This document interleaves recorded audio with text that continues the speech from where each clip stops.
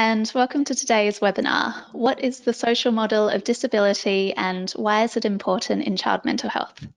My name is Jackie Lee and I'm a Communications Officer and Digital Publisher here at Emerging Minds. Thanks for joining us today. Now, before we begin, I would like to start by recognising the many lands on which we meet today and pay respect to the Aboriginal and Torres Strait Islander peoples, their ancestors and elders past, present and future from the different First Nations across this country. Emerging Minds and CFCA acknowledge the importance of connection to land, culture, spirituality, ancestry, family and community for the well-being of all Aboriginal and Torres Strait Islander children and their families.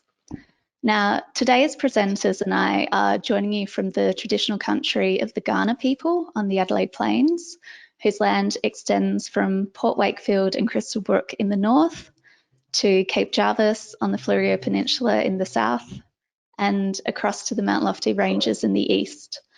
So before we begin, I'd like to invite you all to take a moment to acknowledge in the chat box the traditional owners of the land from which you're tuning into this webinar today. Great. So today we're going to unpack the social model of disability and how it can be used to support the positive mental health and well-being of children living with disability.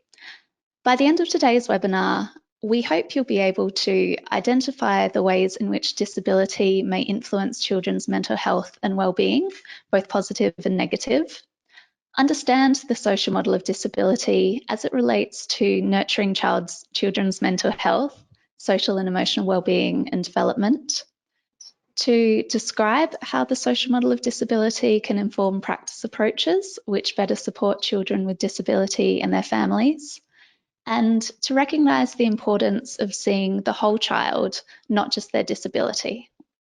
It's now my pleasure to introduce today's presenters. Dr. Sarah McLean is a registered psychologist, author, and member of the Emerging Minds content development team. Sarah also runs a private practice and consultancy in the areas of child protection, disability, and developmental difference, and children with challenging behaviours.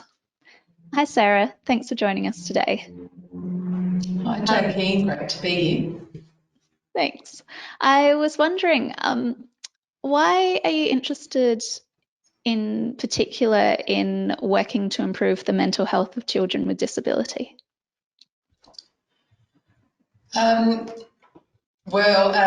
guess through my activities initially in research, but also in practice, in my work in practice, and particularly with children in child protection system, I'm very aware that there's high levels of disability and neurodiversity, but also alongside with that, I'm aware of some of the challenges that go along with conducting therapy and trying to support young people with disability and neurodiversity. So I was really interested to open up a conversation about that today and to be part of the conversation.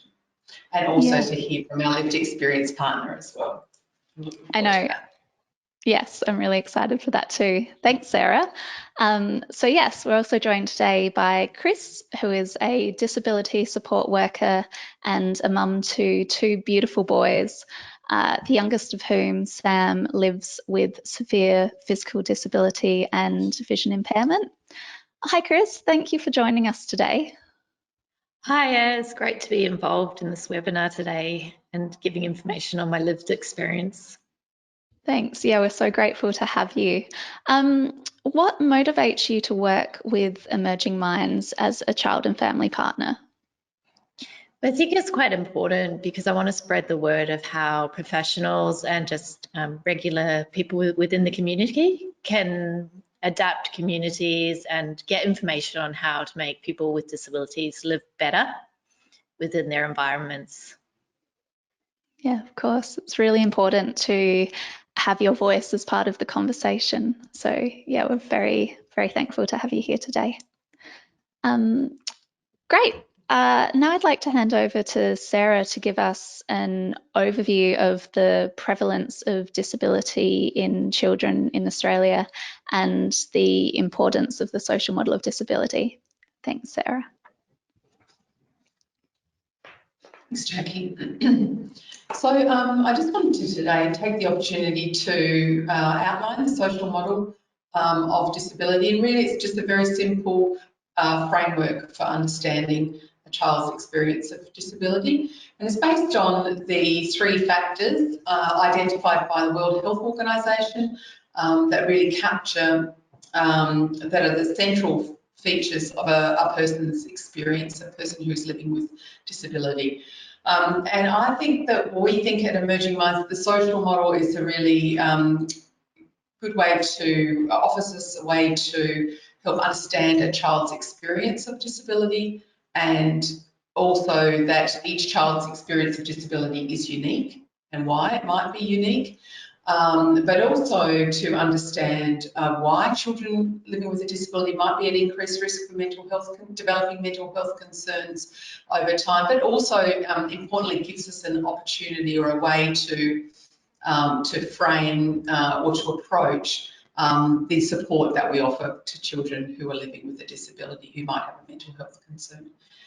So I just wanted to name a few things up front in terms of acknowledgements, and that is to say we'll be talking about mental health concerns today and supports, but I really just want to acknowledge up front that children who are living with a disability, like all children, do experience good mental health as well, and that all children experience mental health along a continuum, and their experience of social emotional well-being is a result of internal factors like their own temperament, their personality, their lived experience, and also their social and relational world. So that's true for all children, including our children we'll be talking about today.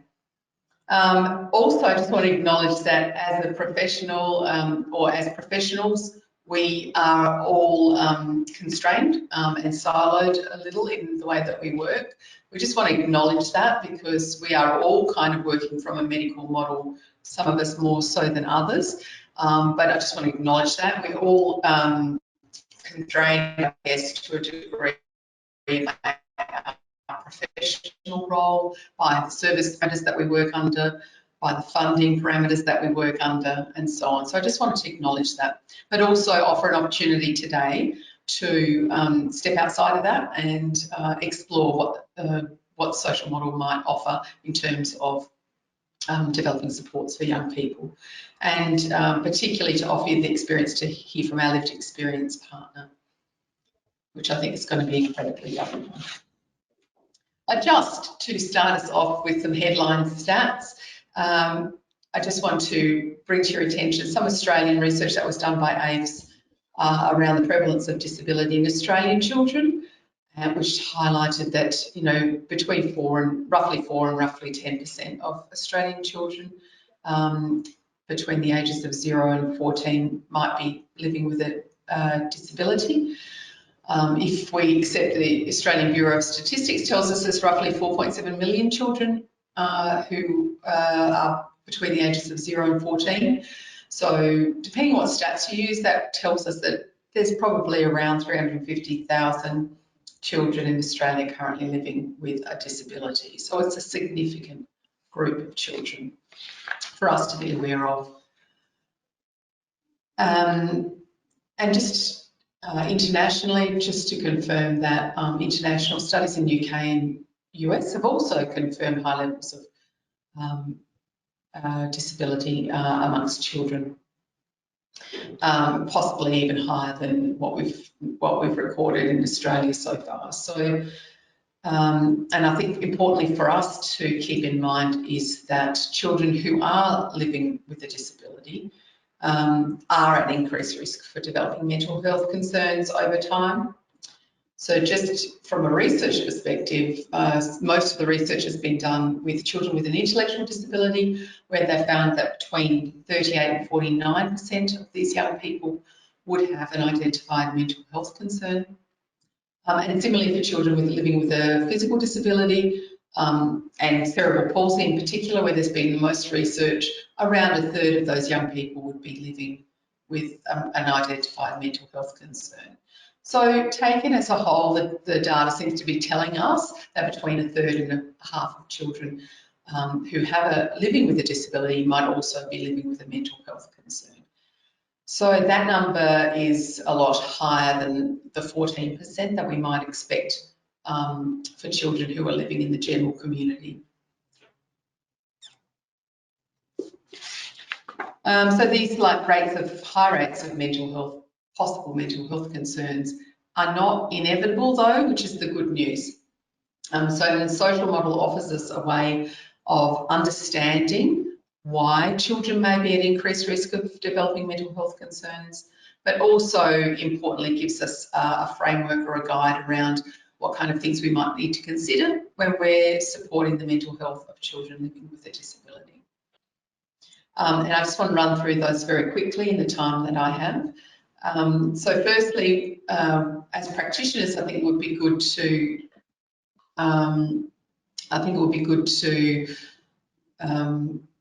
unpack a little bit the nature of the disability that the child you're working with has. So many disabilities come with a label, but also that they come with their children often have a range of conditions that they're managing as well. So it might be things like changes to their cognition, so their ability to process information. There might be changes to their sleep and wake routines. They may have respiratory problems, digestive problems, food intolerances. There might be mobility issues, there might be pain, there might be a whole range of things going on for that young person besides just what initially presents. And so it's really important to try and unpack that if we can. They might have some health conditions that have been there since birth or that have recently developed. They might have conditions that are permanent or temporary, and they may be struggling with issues that affect multiple developmental domains or multiple body systems or organs in their body. So the importance of that is that these kind of issues can affect children's ability to develop self-regulation and to have the optimal level of arousal so they can engage in learning activities at the school environment. So that's important because we know that self-regulation is a foundation for good mental health in children and in adults. So that's an important thing to unpack if you have the opportunity to. Second of all, how does the disability the child presents with impact on their opportunity to participate in learning activities, the kind of activities that lead to self-efficacy, sense of mastery, sense of confidence, and also just developmentally appropriate opportunities to take risks or to learn, to get a sense of independence. How does a disability impact on that? Because that kind of sense of mastery and competence is really central to children's mental health as well and their resilience. And then finally, how does the disability impact on their opportunity to participate fully in age-appropriate relationships and connections with others, and to participate fully in social community activities? And this is really important to explore because we know that kind of connection with others and relationships, sibling relationships, friendships, connection to community is a really important part of how children develop their identity and their sense of belonging. So the social model really just offers us a way to understand each child's experience of disability and why it might be unique, but also to kind of start to understand how these kind of three factors identified by the World Health Organization might come together to create children's mental health experience, and also what we might do, what areas we might look at to try and support that child. And so I think that's enough from me, but just want to encourage you to hold that model in mind while we go through our two case scenarios, which today we're going to be talking about young Imogen and young Leo. Thanks, Sarah. What a perfect segue for me. Thank you for that really great introduction It's interesting when you break down the social model, it seems really quite obvious, but to me it sounds like the medical model that has kind of prevailed up until this point really centres on that first part of the model, the type of disability, and is missing those other two areas that really go into making up what we call the whole child, kind of their entire experience, and is also the areas in which you can really hone in on the positives, you know, the strengths and hopes and abilities that the kids have for their lives. Anyway, thank you. Super, really interesting and really great intro. Yeah, so as Sarah mentioned, we're going to look at a couple of case studies to help us unpack the social model a bit further. The first is Imogen, an 8-year-old girl living with cerebral palsy. So Imogen uses a wheelchair and has limited communication abilities. Her sleep quality is affected by a lack of melatonin and sleep apnea, and she has difficulty swallowing. Imogen is a generally calm, good-natured girl. She loves learning and she's a social butterfly. However, her current school environment doesn't give her the opportunity to do either of these things quite as much as she would like. Our second case study is Leo. So Leo is also 8 years old and he has recently been diagnosed with level 2 autism spectrum disorder and a mild intellectual disability. Leo experiences some sensory issues as a result of his ASD, and he's taking medications to regulate his emotions and help with his sleep, which impacts his well-being. He has a special piece of clothing that he needs to wear all the time. He loves to play and he has a keen interest in the natural world. More than anything, Leo just wants to be included. Now, thinking about these two case studies in regards to the social model, Sarah, can you walk us through the key points to remember when considering the first part of the model, the nature of the condition or the type of disability? Yeah, sure. And I don't know whether we mentioned that we have this information on the handout as well, just in case people have that, they could follow along. So basically with Phoebe and Leo, there's a couple of things I think probably we would want to highlight or explore just based on that information, because those things are significant for kind of laying the foundation for children's well-being. So for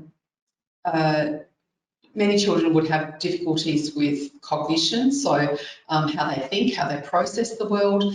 They could have difficulty with sensory regulation, also the way their senses work, or whether they work effectively. They could also have sleep disturbances, which we've heard about with these two young people, and they could have issues with mobility or swallowing or independent toileting, which also affects their participation. So for Phoebe, some of the things that stand out are around her mobility and her ability to feed and communicate independently, but also her sleep, and all these things contribute to her, her ability to self-regulate. So if you've got a child, which is pretty common in the space of disability, that doesn't sleep well, or who needs support to sleep, and then therefore the caregiver often needs support to get enough sleep as well. But sleep is a foundation for good mental health, so it impacts on their ability to self-regulate. And then we have Leo, who also has sensory issues related to his autism diagnosis, which will affect his ability to regulate, and certain environments it'll be more difficult for him to self-regulate. He also has some cognitive challenges because he has intellectual or suspected intellectual disability, but also with autism is often a very there can be a certain pattern of thinking, if you like, that can make it more difficult for them to be adaptable and to regulate their behaviour as well. So there are a few things going on there for these young people that would be worth addressing as a practitioner, or helping them and supporting them in that space, because that will help them to self-regulate, and then they've got the foundation for participating in other activities and engaging in their community. Yeah, sure. Thank you. Yeah, so thanks, Sarah. You pointed out the couple of things that we do know about Imogen's and Leo's experiences, but based off of that case study, we don't know a whole lot. So, Chris, I was wondering what else you think a practitioner might need to know about each child's experience. Yeah, hi. I think when you're in a wheelchair and you've got the physical disabilities, just going out and about is a real struggle, because everywhere you go needs to be modified. There needs to be adequate bathrooms, change tables, sort of wheelchair access. You can't just go to somewhere that's sandy because you can't get the wheelchair on there. So also, if Imogen had like brothers and sisters or family with her, it might be a struggle if the mum took her somewhere and said, well, actually, we can't go here because it's not accessible. And to Imogen, that might be actually causing the mental health issues, because she feels isolated, that she's not able to go somewhere because of her wheelchair. And also, yeah, when she goes to school and that, you know, depending on which classes she's in and the disabilities around her peers, she might feel singled out if she's more severe than her peers and can't do the same activities, or if it's the other way around and she's the only one doing the activities, whereas the peers are doing other things that she wants to do, kind of thing. Yeah. With Leo, you'd have a lot of isolation within the schools. So he might not have friends. So as he gets into teenage years and that, his friends are off doing independent things, but he might not be able to do that due to the emotional regulations and him not being able to control his behaviours. So he might be singled out there. They might separate him at school because he can't be around certain kids, because they might press his buttons and cause the behaviour that he's not able to control. When he's out in the community with family and that, it might be that in noisy environments, he might not be able to control his behaviour or regulate his emotions because he's just so overwhelmed by what's going on in all these, you know, weird noises and new sounds and everything. And it's the same, you know, if he was to go to a doctor's appointment or something, he might walk in and be stressing about needles, even though he's not getting a needle that day. And that might actually cause behaviours because no one's actually explained to him, oh, we're just having a chat or something. He might be expecting something totally different. So yeah, I think that's got a big part of it plays a role. Yeah, definitely. Thank you, Chris. It sounds like for both Imogen and Leo, for various reasons, it could be an experience that's quite isolating, you know, whether it's because of physical access restrictions or forced separation in the school from classmates, something like that. Yeah, so let's return to the case study, considering the second aspect of the model, the impact on activity. So Imogen attends a special school away from her older brother and sister. She misses them a lot while she's away, and she wishes that all three of them went to the same school. Due to her disability, Imogen has up to 4 medical and therapy appointments per week. On those days, she doesn't go to school because her transport to and from the appointments isn't covered. Therefore, she misses out on a lot of time in the classroom. When she is in class, Imogen learns in an adaptive environment with a special school curriculum. However, due to limited SSO support, she spends a lot of time waiting around and really only gets a couple of hours of learning time each day. Imogen loves to learn, as we mentioned before, so she's currently quite frustrated that her learning abilities aren't being encouraged to their full potential. Leo, on the other hand, attends a mainstream school with SSO support for academic learning. He has regular appointments, for example, with the in-school psychologist. So, like Imogen, he's often out of the classroom. Leo is excluded from school camps and out of school hours care because the school doesn't have adequate funding to provide the necessary supports. He's on a play program, so he isn't allowed to be in the playground unsupervised. Instead, Leo usually spends lunchtime in the library. He struggles to make friends. Just like you mentioned, Chris, Leo's peers know exactly what to do to push his buttons, to make him explode and get him in trouble, while the bullies often don't face any consequences themselves. So, Sarah, if we're looking at the impact on activity in these cases of Imogen and Leo, what would you say the important points to remember are? I think it's important to provide. So as adults, we're responsible for providing the opportunities for children to have learning experiences, to fully participate in learning activities so that they can develop that sense of confidence and self-esteem that goes along with that. That's the foundation of social emotional wellbeing. I think it's much, as we've heard from that example, is much more difficult sometimes for children to fully participate in their learning environment, just to take that example, because of things that were mentioned there, like structural or systemic issues around their access to support or needing to leave the classroom to get support that they need. But also because of the way that we teach is often not suited to some young people who are living with a disability as well.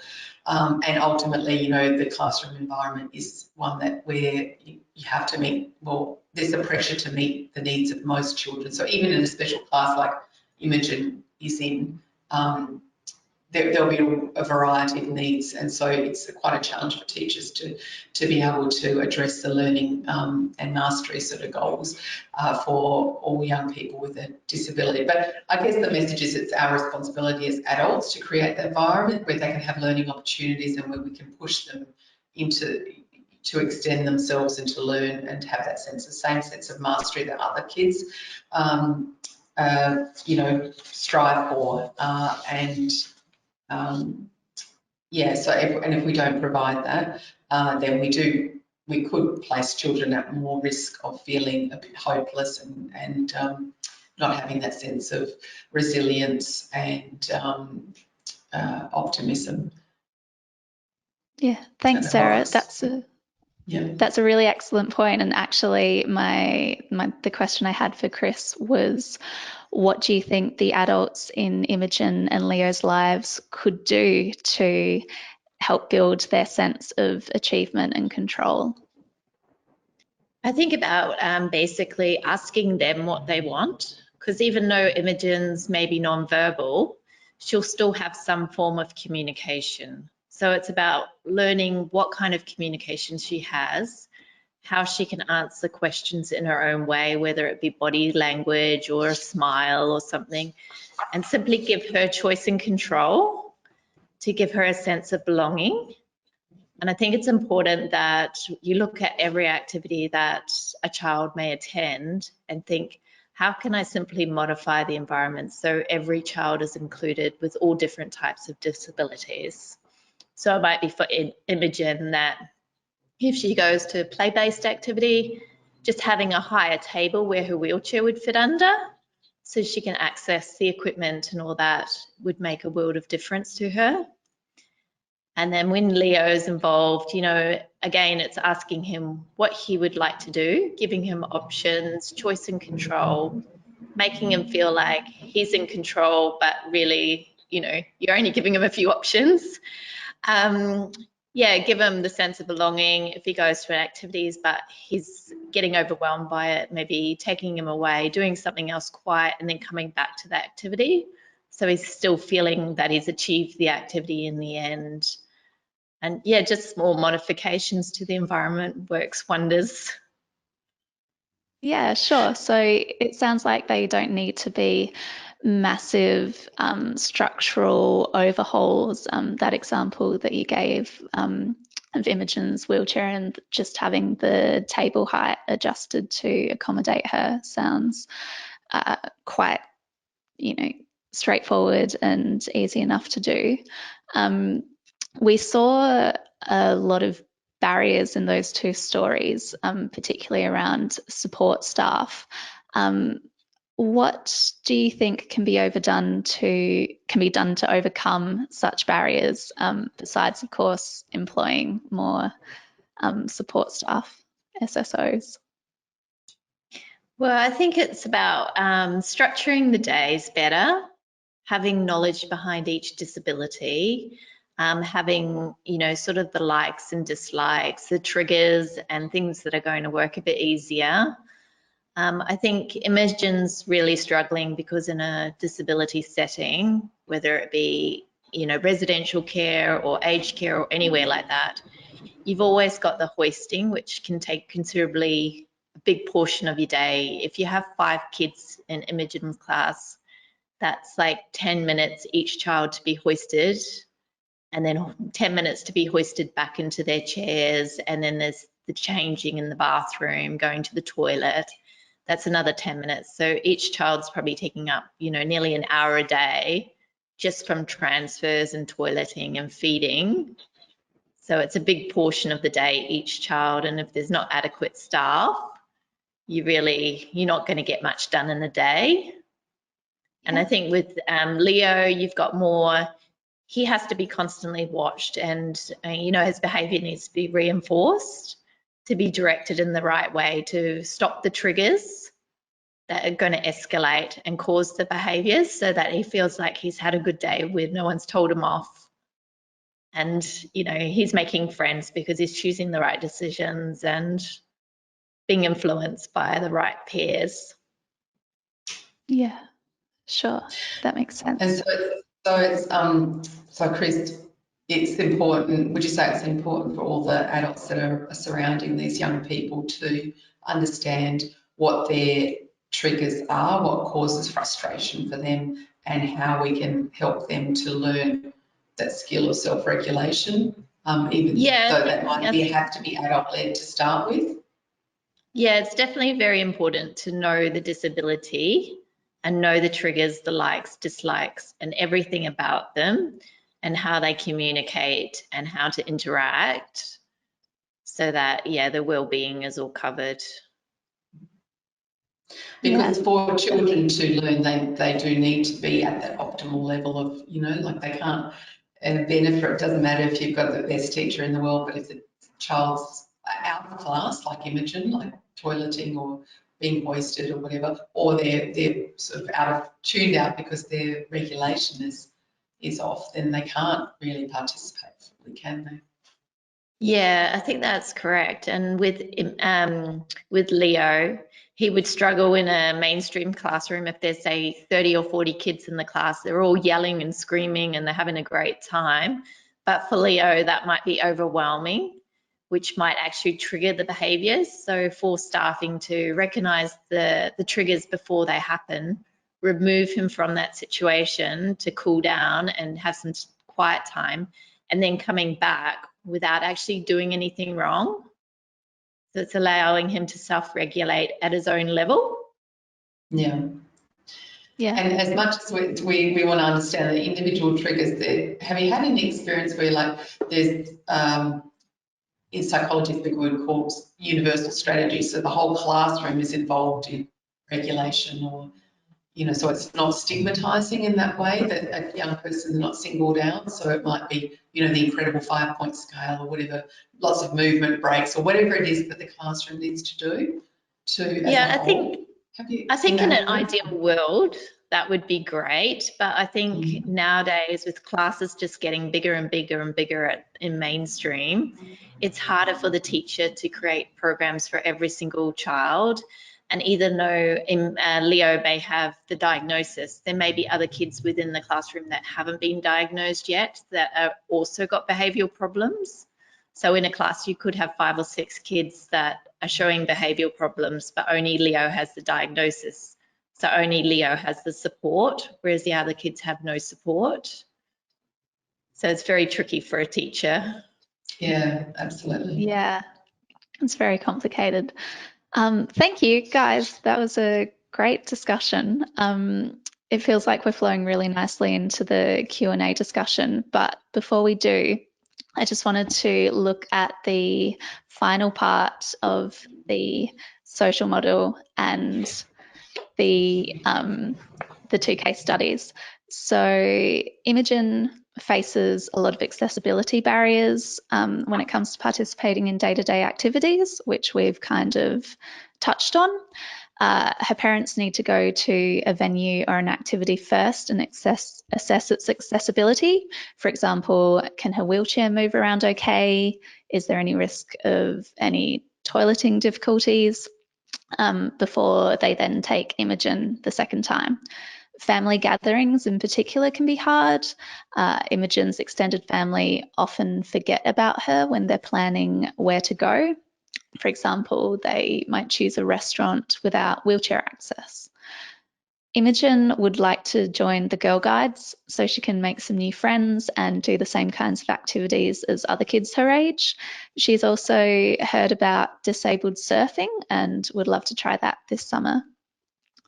Leo doesn't face the same kind of physical accessibility barriers as Imogen, but his sensory sensitivities can still sometimes make certain activities difficult or impossible.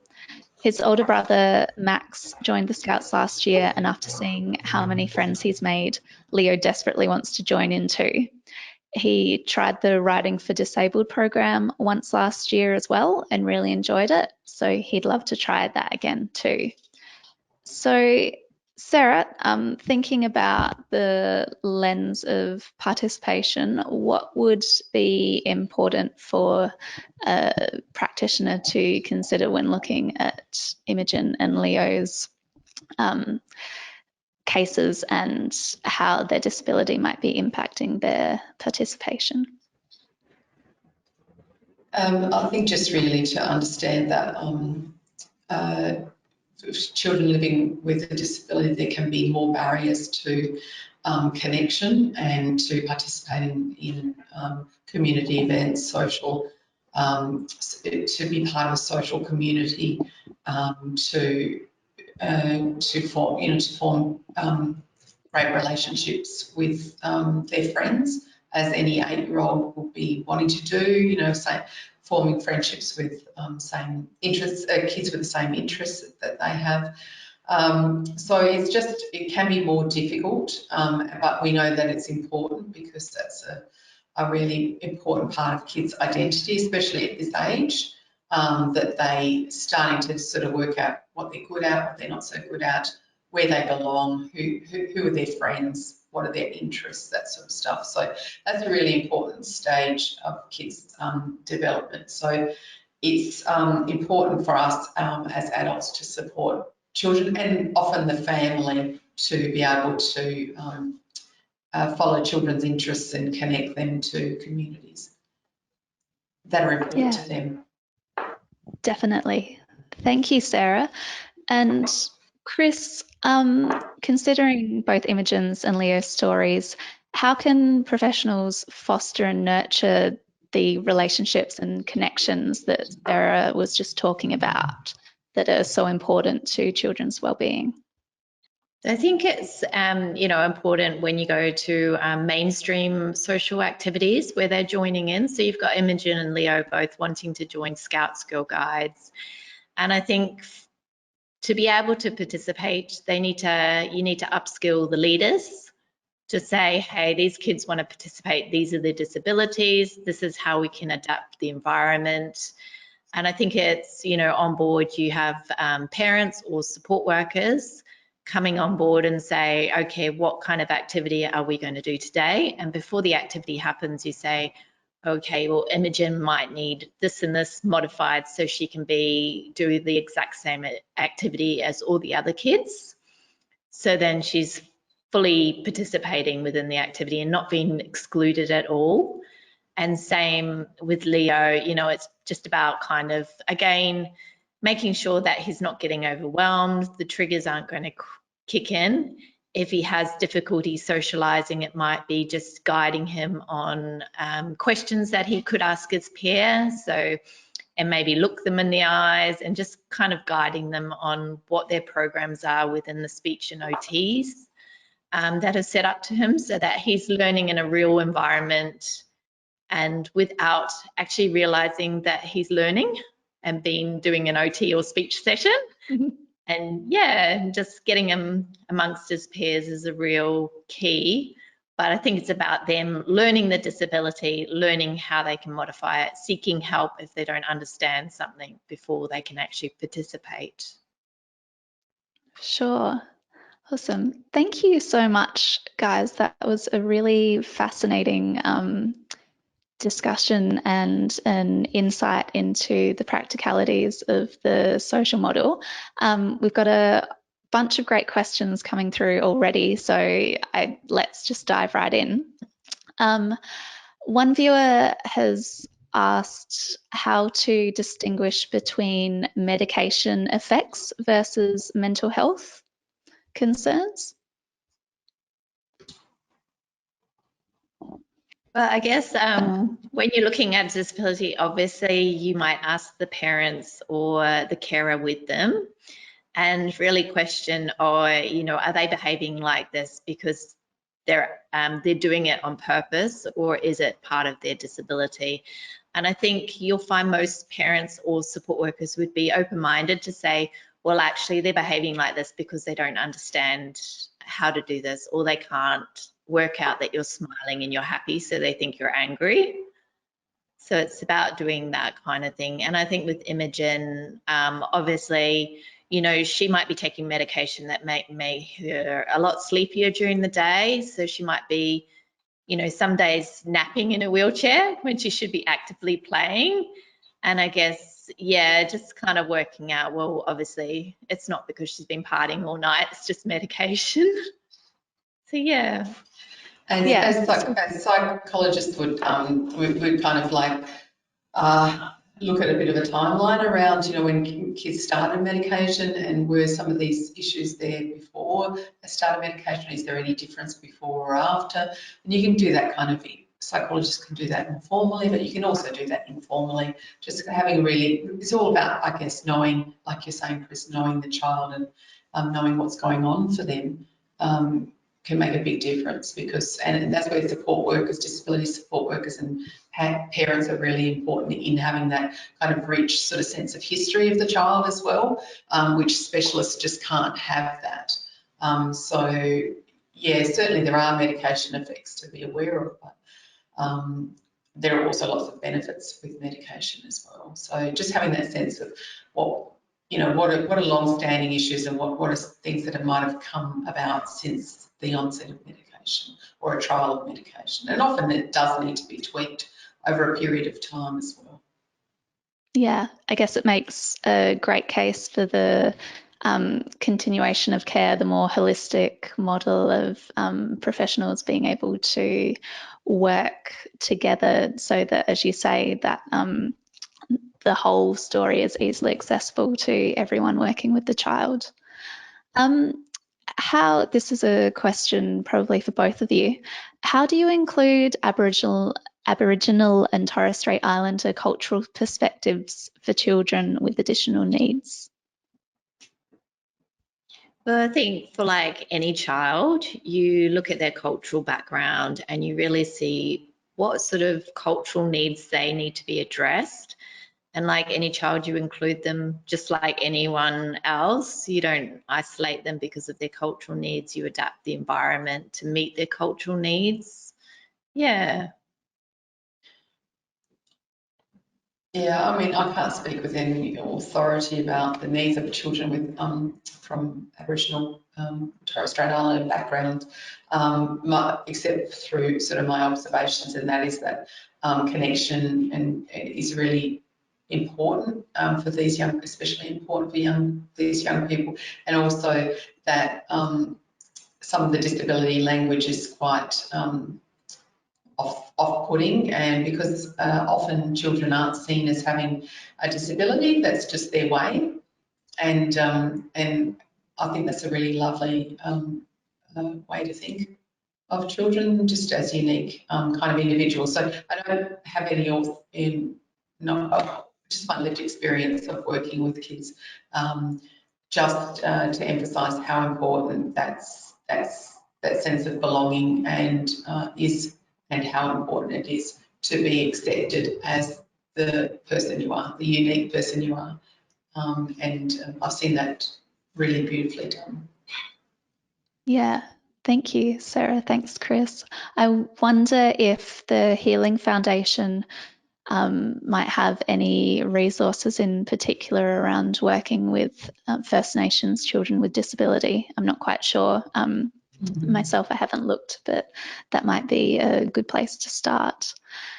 Sort of following on from that, one question one viewer has asked, we've spoken about the role of adults and practitioners, but how can we better support the children's peers, and how can the community help as well?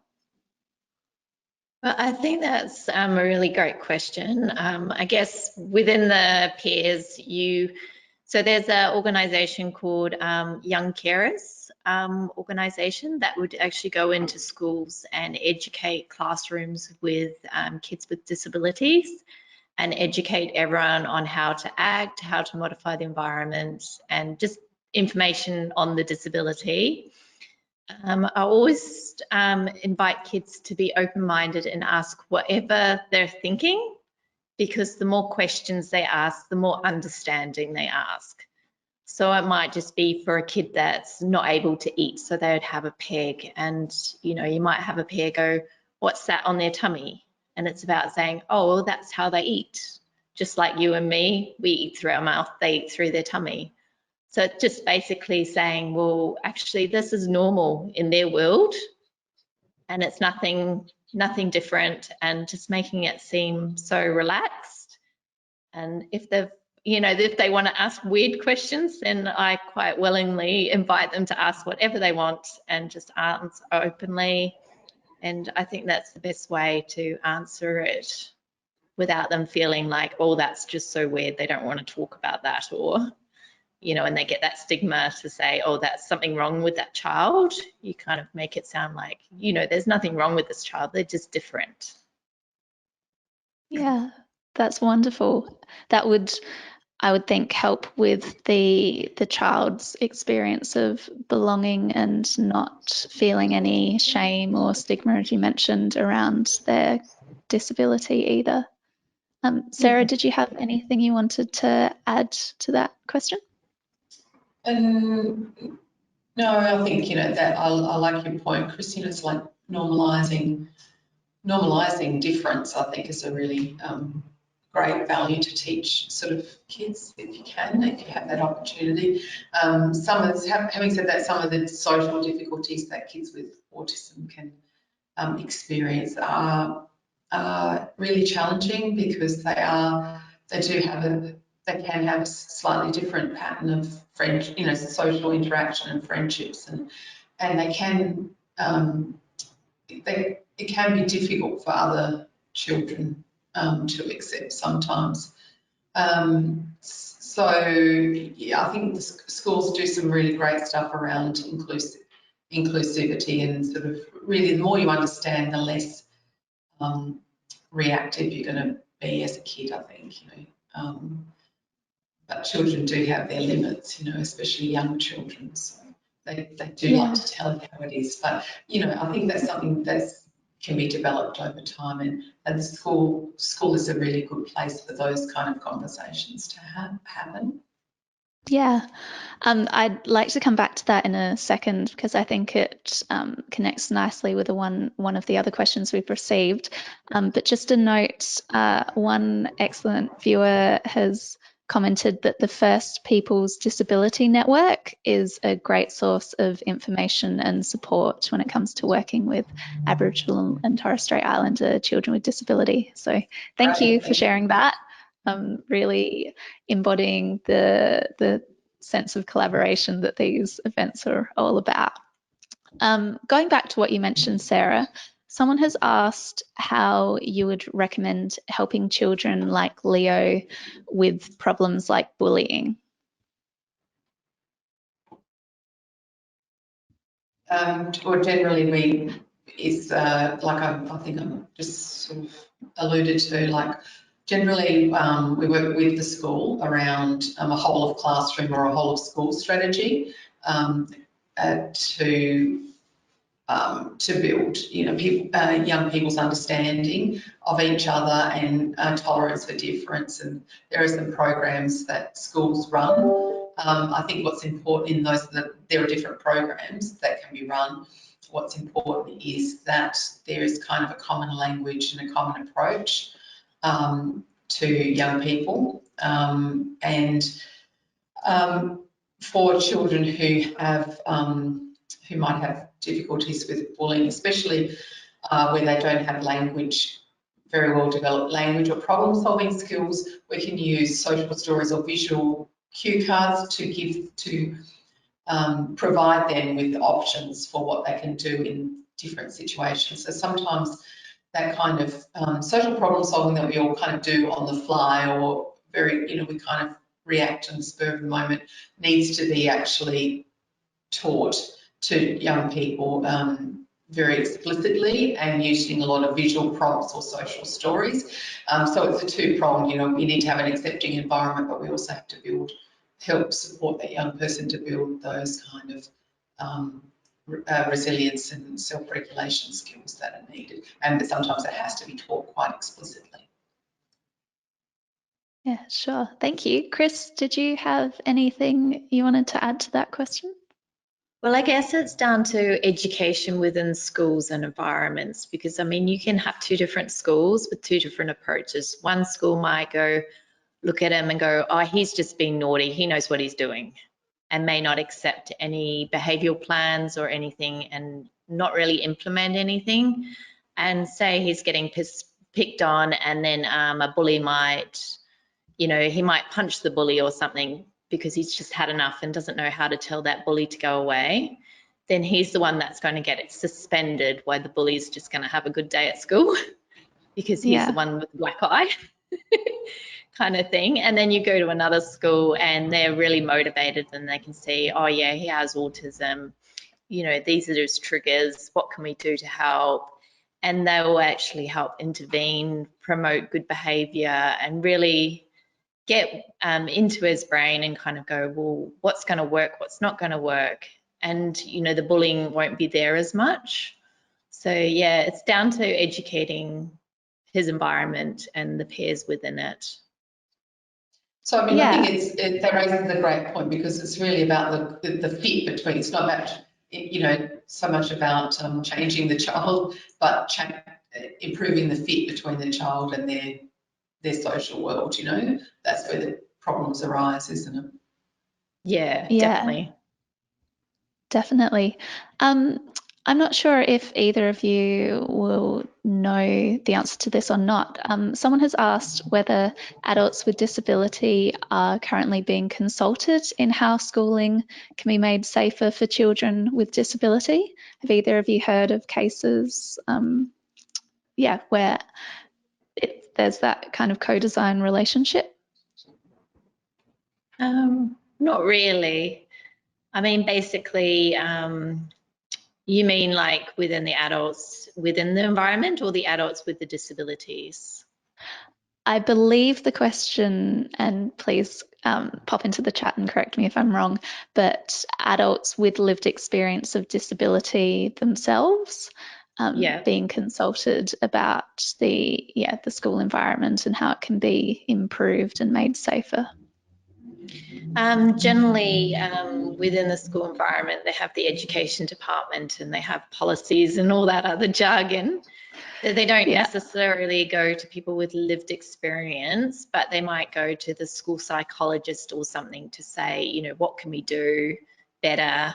And then, like I said, like carers, SA, who have got quite a lot of experience, could be, they come in for free and educate education settings in different ways to meet that child's need as well. So I guess And I know, that's a form of upskilling.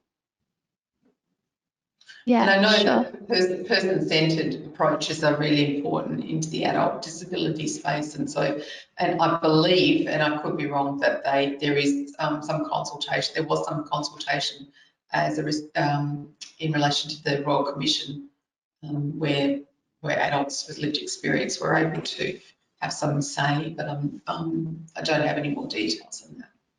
But it's a great Yeah, idea. sure. I'm not sure either, but yeah, it sounds like it would be a really good way to ensure that the policies and the structures that are being put into place are actually going to benefit the children in the way that they're intended to. Thanks. Sarah, I've got a question for you here. The percentages of children living with disability that we presented at the start of the webinar were very broad, ranging from less than 4% in Australian 0 to 4-year-olds through to 17%. Is that because the criteria to meet the threshold for disability in Australia is more difficult to meet than perhaps in the UK and the US? I'm not sure that is the reason. I think just generally conducting research on a topic that's so broad will result in a range of findings. So some of the challenges around conducting research on prevalence of disability are things like how is the disability defined, and at what age range are you looking at? Because generally the older the child, the more likely they are to have received a diagnosis. So there's some variability due to developmental issues, then there's some variability due to the way disability is defined. And in some studies, you know, indeed, like mental health is defined as a disability, so it's very circular. And then also how is mental health measured when it comes to the prevalence of mental health? And mostly people rely on parent report, but you can get fluctuations depending on if you're looking for a teacher report or a parent report or both. Just to give a simple example, because there's quite often a different experience of the child between home and school. So there's a range of reasons why the measurement, the figures vary, and I think it's a field that there could be a little bit more development going on, and hopefully in Australia that's going to be the case, that more people will be looking to research in this area. Yeah, it's definitely a complicated area, for sure. Thank you. Chris, this is probably a question for you, and it's a bit of a complicated one. How do we move away from the medical model when the NDIS currently supports it? That's very tricky because obviously a lot of people and within the media you hear a lot of negative stories about NDIS because that's what the media likes to report. But NDIS can be a very positive experience and it can provide you with a lot of choice and control within your environments. And even though it doesn't support education in any way, there are other systems within the government organisations that support education in different ways within the disability sector. But within like support workers and that, it gives you a lot of choice and control. You get a lot more funding than the old system, and you're able to choose your own support workers that meet your child and family needs. my son has various different support workers with different attributes. So one is very fit and loves to jog. So she takes my son for a jog for a few hours. And then I have another one that's more like cuddly and grandma-like, that just, reads him a story on the couch and cuddles him and all that. And yeah, and then you have the blokes that come on board that give that sort of male role model within the disability sector, which I think is really lovely, where you wouldn't actually have got that back on the old system. So yeah. Okay, can That's I add great. just something to that? In the sense of, NDIS is very diagnostic sort of driven in terms of criteria to get in, but there are options and flexibility within the system to build children's relationships and connections under some of the capacity building funding streams. So I think that there is flexibility once you're in the system. So it's so that's a positive, I think. Yeah, I Yeah. think when you're in the system, NDIS is based on your goals, where the old system was very much a tick box, and this is how much funding you got for your particular disability. Whereas NDIS is focused around the participant and the needs and how they can best meet your goal and maybe enhance your life so that maybe possibly you don't need NDIS down the track. So they provide a lot of supports for community outings, camps, which you wouldn't have necessarily got on the old system. So you might go do scouts and they'll provide a support worker that will attend scouts, because it's not necessarily a parental responsibility. Yeah.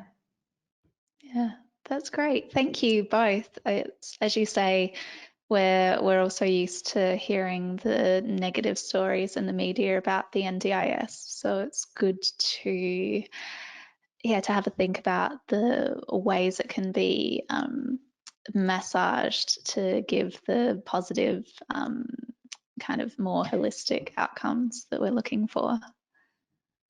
This is probably a question for either or both of you. Are there resources that can be shared around how to meaningfully include children with disability and mental health concerns in decision making? For example, how can professionals do co-design work meaningfully? What activities can they do, and how do they know if it's working? Yeah, I think great. there is a great deal of resources out there.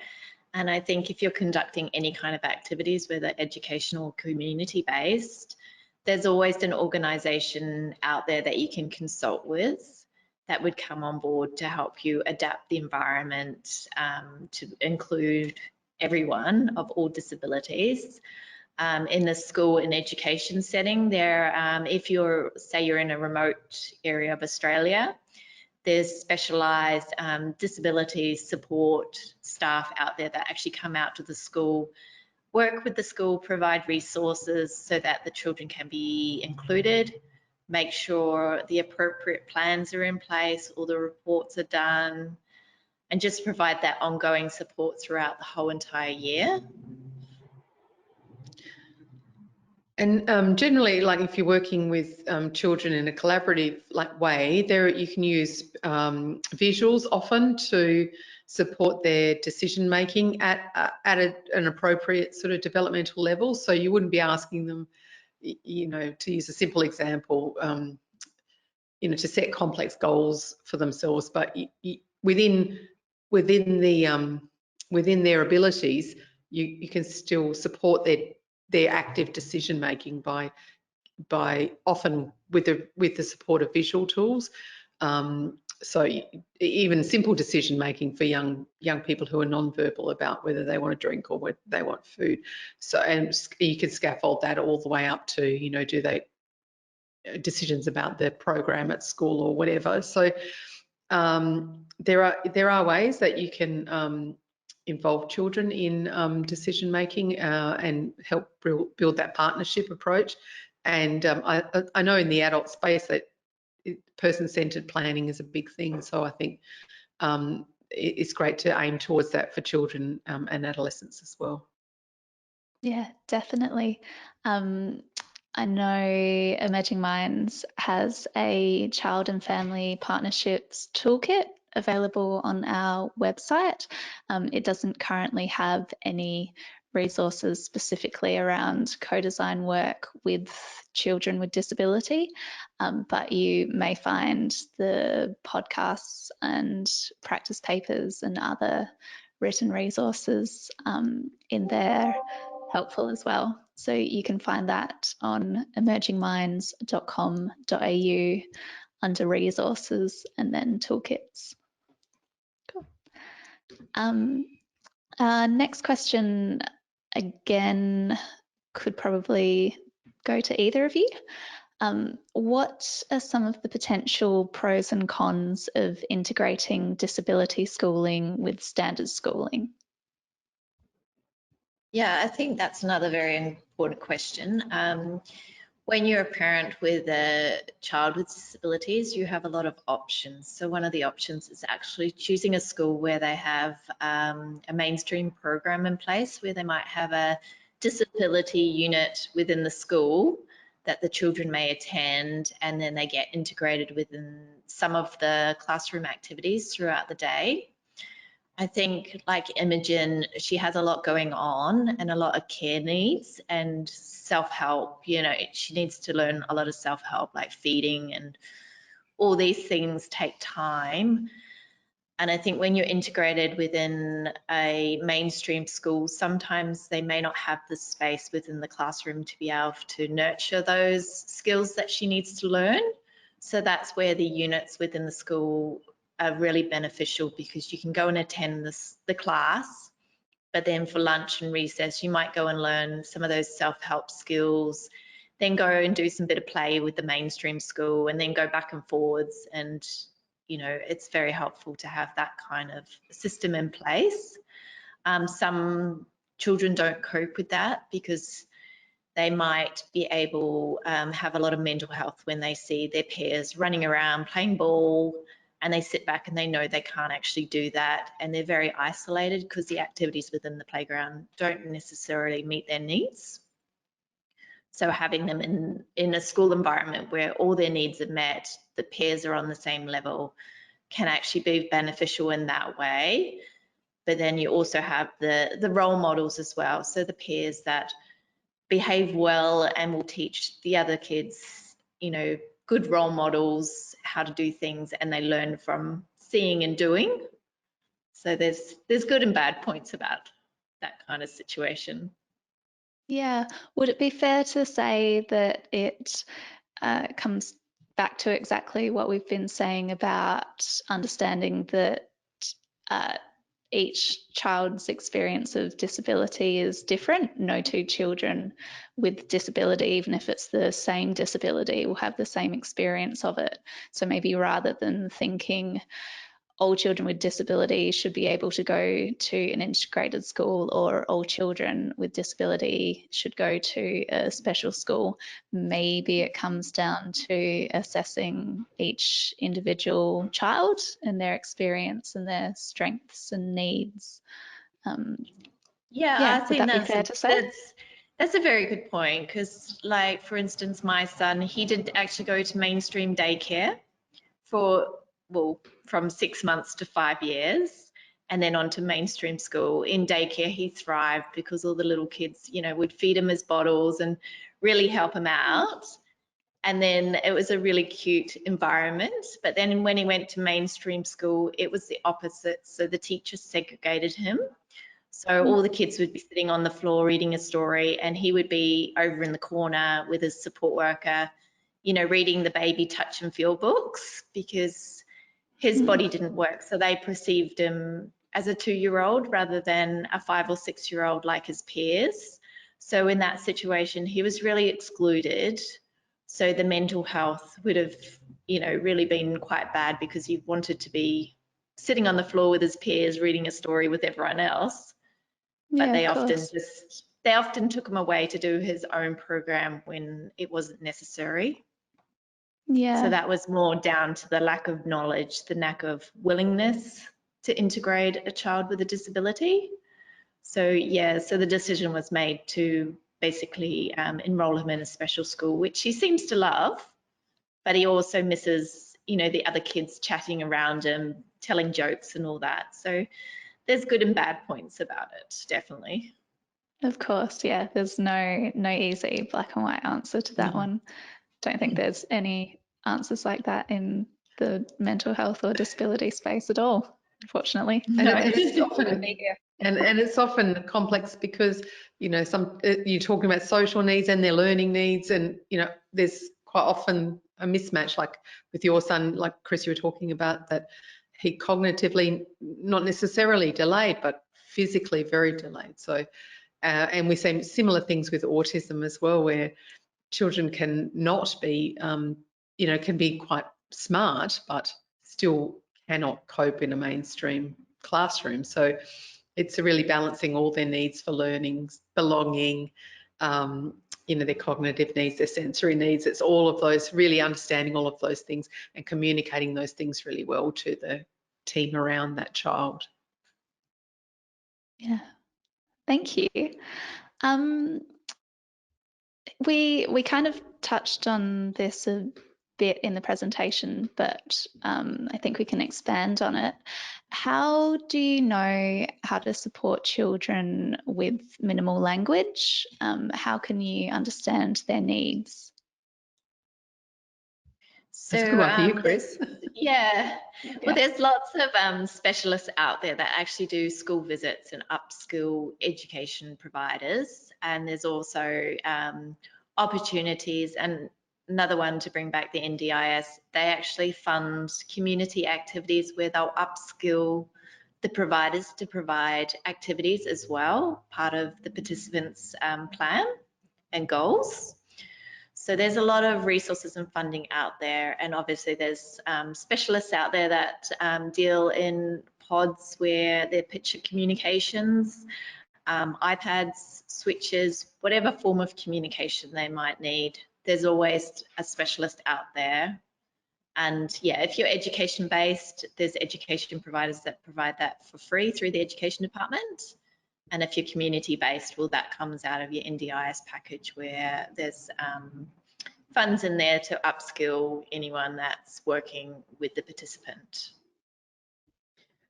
And so the language question is a tricky one in a sense, because it can go all the way from children who are completely non-verbal and communicate non-verbally, all the way through to children who can be very high functioning but still have significant language issues, such as young people with autism.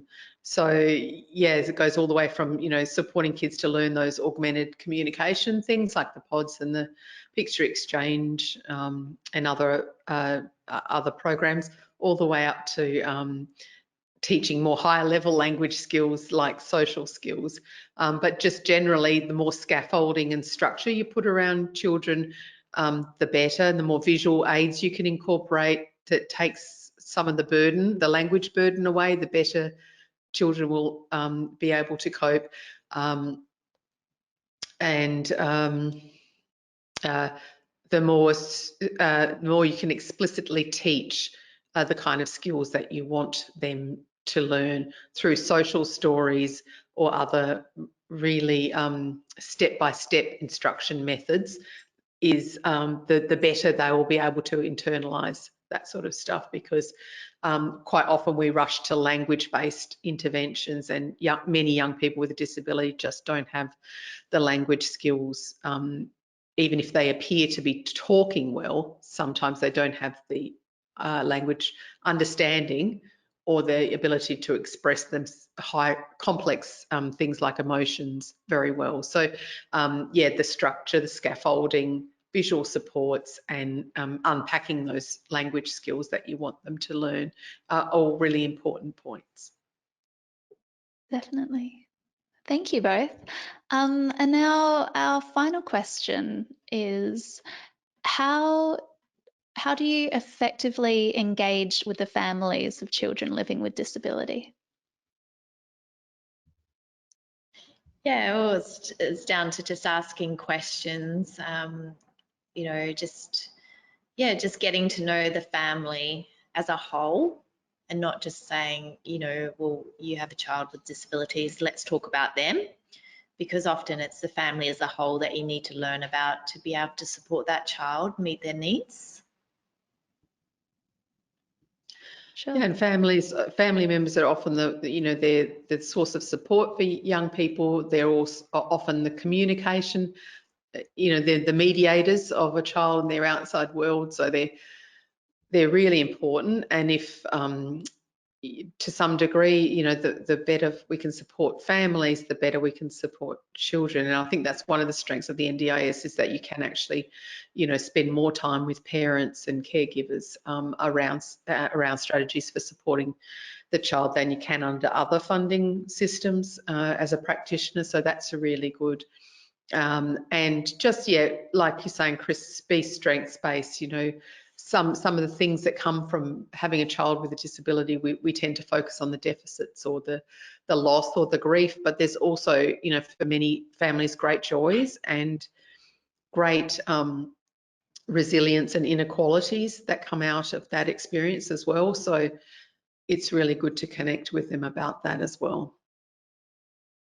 Yeah, definitely. Thank you. And it's probably a good time to mention that Emerging Minds is working on a follow-up practice course to our Understanding Child Mental Health and Disability course, which will be released later this year, and which I believe will include some skills around supporting families of children living with disability too.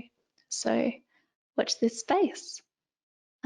Great. Thank you both so much again for your time today, for offering your insights and wisdom. It's been lovely chatting with you and hearing from you. And yeah, I hope we get a chance to continue this discussion again sometime.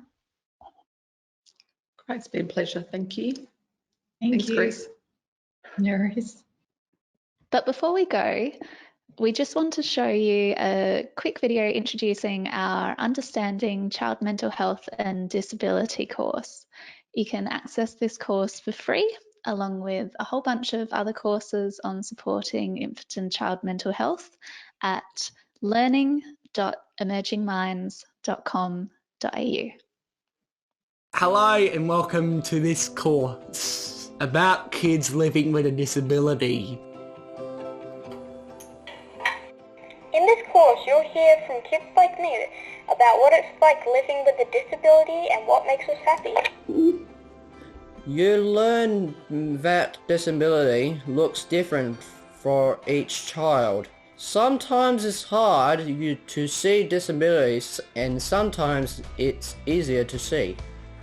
My disability means I might need to do some things differently, and that makes me awesome.